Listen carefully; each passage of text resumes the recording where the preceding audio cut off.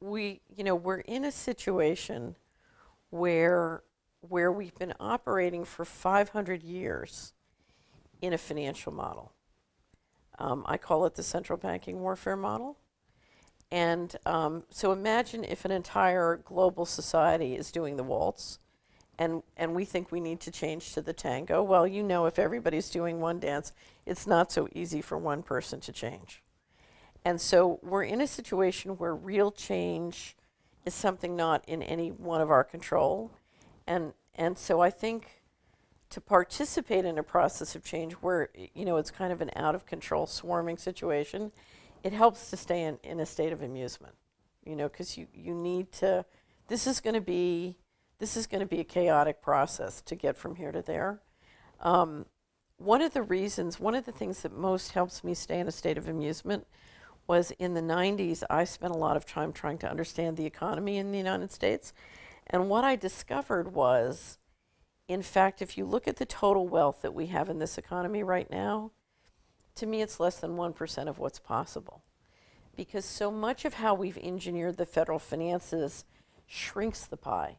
It centralizes control, but it shrinks the pie.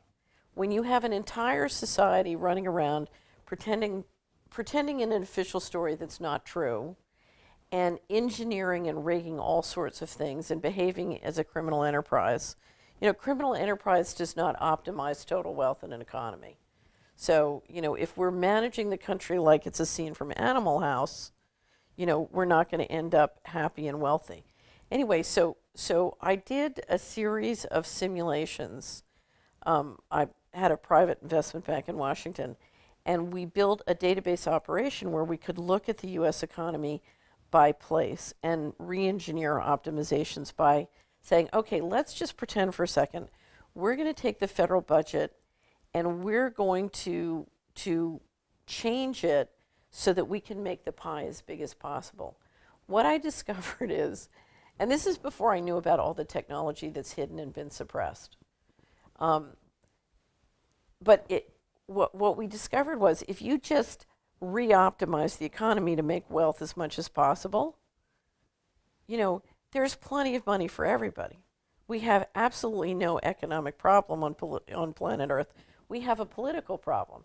Now, it's a political problem that's way outside of my control or your control or any one of our control, but there's no reason other than stinking behavior to cause us to be wanting for anything. We live on a beautiful planet. We have a wealth of resources. We have a wealth of technology and intelligence. And so, it was at that moment, I'll never forget sitting on the trading floor at Hamilton Securities and realizing the wealth that was possible. And I started to laugh. It was like a giggle that's never left me. And so I look around and what I see is, I had a pastor in Washington who used to say, God does not bless a mess. Well, that's our problem. We have a mess, but it's a political mess. It's not an economic mess. And it always leads me back to the same question, which is, who's really running things and why are they behaving this way? I don't know the answer to that question. I've spent my whole life trying to figure it out, but ultimately one day I just decided, that I had to approach this in a state of amusement because, in fact, our circumstance was, it was tragic, but it was a comedy. Because it doesn't have to be like this at all.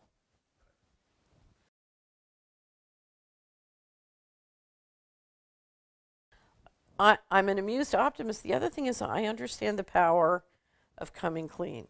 If you sit back and you study the economy globally, what you see, our planetary economy is like Disney World. There's this beautiful world upstairs of Minnie and Mickey and all sorts of stuff are going on, good and bad.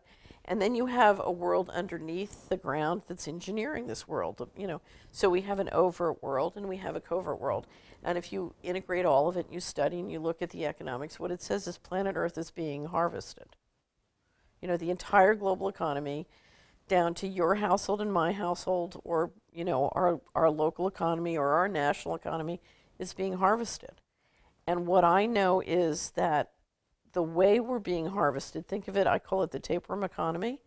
It's like a body that has a parasite, and what we need to stop doing is feeding the parasite. That's why I call it coming clean. Because what I know is if enough of us are willing to withdraw and say, you know something, I refuse to be harvested anymore, the tapeworm, will die. So I look at this sometimes spiritually, which say, and I say, we all have to decide, are we going to play along with what has become, an intense, an increasingly perverted, very unhealthy system, or are we going to come clean? And what I know is from looking at the money and the economics, if enough of us come clean, we can have a system on this planet where we can all be very wealthy.